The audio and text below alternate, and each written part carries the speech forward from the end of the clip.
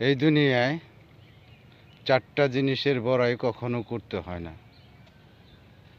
কারণ এগুলো কখনোই চিরস্থায়ী হয় না। এক নম্বরে রূপের বড়াই, রূপ যৌবনের বড়াই। দুই হলো টাকার বড়াই, ধন সম্পদের বড়াই। তিন হলো ক্ষমতার বড়াই।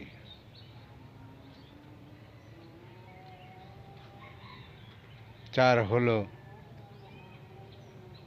শক্তির বড়াই। এই চারটা জিনিস কখনোই চিরস্থায়ী নয়।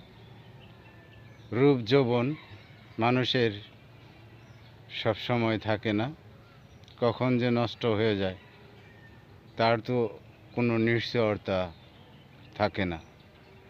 টাকাও আজকে আছে, কালকে নাই। ধন সম্পদ আজকে আছে, কালকে নাও থাকতে পারে।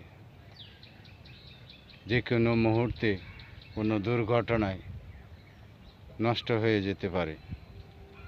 শক্তিও তেমনি, কখন উপরওয়ালার নির্দেশে যে কোনো সময় শক্তিও নিস্তেজ হয়ে যেতে পারে। তাই কখনো এগুলো বড়াই করতে নেই।